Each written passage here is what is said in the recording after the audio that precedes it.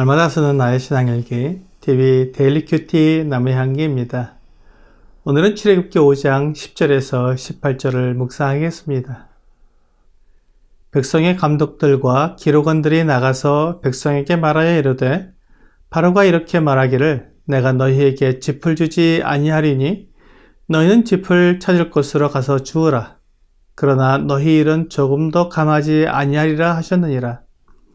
백성이 애굽 온 땅에 흩어져 곡초 그루터기를 거두어다가 짚을 대신하니 감독들이 그들을 독촉하여 이르되 너희는 짚이 있을 때와 같이 그날의 일을 그날에 마치라 하며 바로의 감독들이 자기들이 세운 바 이스라엘 자손의 기록원들을 때리며 이르되 너희가 어찌하여 어제와 오늘에 만드는 벽돌의 수요를 전과 같이 채우지 아니하였느냐 하니라. 이스라엘 자손의 기록원들이 가서 바로에게 호소하여 이르되 왕은 어찌하여 당신의 종들에게 이같이 하시나이까? 당신의 종들에게 짚을 주지 아니하고 그들이 우리에게 벽돌을 만들라 하나이다. 당신의 종들이 매를 맞사오니 이는 당신의 백성의 죄니이다. 바로가 이르되 너희가 게으르다 게으르다. 그러므로 너희가 이르기를 우리가 가서 여호와께 제사를 드리자 하는도다.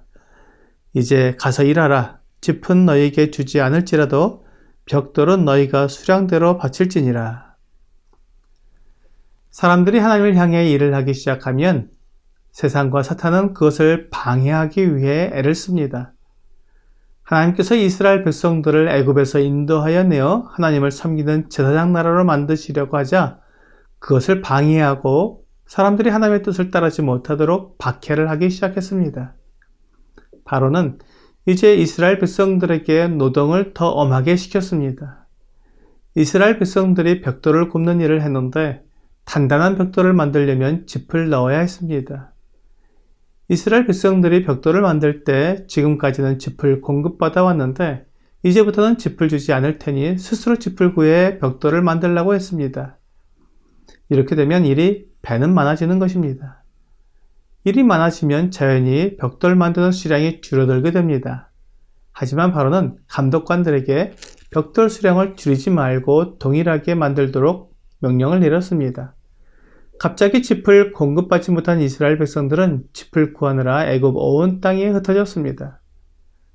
이스라엘의 기록원들이 그날 만든 벽돌 숫자를 보고하자 감독관은 벽돌 숫자를 맞추지 못했다고 기록원들을 때렸습니다. 이스라엘 백성들은 너무 억울했습니다. 지금까지 아무 문제 없이 벽돌을 만들어 왔는데 갑자기 이를 어렵게 만들어서 짚을 공급해 주지 않고 또 벽돌의 숫자를 일정하게 만들라고 재촉을 하니 너무 부당하다는 생각이 들었습니다. 그래서 이스라엘의 기록원들이 바로에게 가서 하소연을 했습니다. 하지만 바로는 이스라엘 기록원들의 하소연을 들어줄 리가 없었습니다. 바로는 이스라엘 기록원들에게 이스라엘 백성들이 게으르다고 거듭 말했습니다.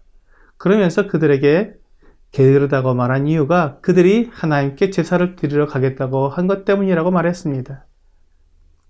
바로는 이스라엘 백성들이 힘들고 어려우면 하나님께 제사 드리러 가겠다는 말을 하지 말라는 것입니다. 결국 이스라엘 백성들이 잘못을 해서 바로가 박해를 한 것이 아니라 하나님을 예배하지 못하도록 부당한 고난을 당한 것입니다. 이제 이 일은 벽돌을 몇 개 만드느냐의 문제가 아니라 하나님을 섬기느냐 섬기지 않느냐의 문제가 되었습니다. 바로는 이스라엘 백성들에게 하나님의 말씀을 무시하라고 말한 것입니다. 이스라엘 백성들이 하나님의 말씀을 무시하고 자기에게 순종하면 그들이 당하는 부당한 어려움을 없애주겠지만 그렇지 않으면 그가 할 수 있는 대로 고통을 더 가중시킬 것이라고 말한 것입니다. 하나님께 속한 사람과 세상에 속한 사람의 갈등은 언제나 하나님을 섬길 것이냐 아니면 세상에 속해서 세상을 사랑하며 살 것이냐의 문제입니다. 디모데후서 3장 12절은 무릇 그리스도 예수 안에서 경건하게 살고자 하는 자는 박해를 받으리라고 말씀하고 있습니다. 주 예수님께 속하여 그리스도인답게 살려는 사람에게 세상은 고난을 줍니다. 이것이 부당하게 받는 고난입니다. 내가 잘못한 것이 없어도 세상은 그리스도께 속하여 진리대로 살아가는 것을 미워하고 거짓과 속임과 음란과 온갖 더러운 것에 빠져 살도록 주장하는 것입니다. 요한복음 3장 20절과 21절은 악을 행하는 자마다 빛을 미워하여 빛으로 오지 아니하나니 이는 그 행위가 드러날까 하며 진리를 따르는 자는 빛으로 오나니 이는 그 행위가 하나님 안에서 행한 것임을 나타내려 함이라 하시니라. 악을 행하는 자들은 빛을 미워하여 박해하는 것입니다. 자기들의 행위가 악한 것이 드러날까봐 빛을 미워하고 박해합니다. 그렇기 때문에 그리스도 예수 안에서 경건하게 살려고 하는 자들이 고난을 당하는 것입니다. 주 예수님도 이 세상에 계실 때 세상에서 미움을 받고 고난을 당하셨습니다. 그래서 요한복음 15장 18절과 19절에서 세상이 너희를 미워하면 너희보다 먼저 나를 미워한 줄 알라. 너희가 세상에 속하였으면 세상이 자기의 것을 사랑할 것이나 너희는 세상에 속한 자가 아니요 도리어 내가 너희를 세상에서 택하였기 때문에 세상이 너희를 미워하느니라고 말씀하셨습니다.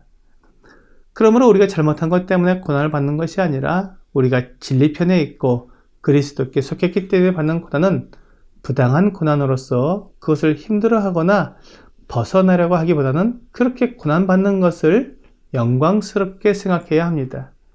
베드로전서 4장 12절과 13절은 사랑하는 자들아 너희를 연단하려고 오는 불시험을 이상한 일 당하는 것 같이 이상히 여기지 말고 오히려 너희가 그리스도의 고난에 참여하는 것으로 즐거워하라.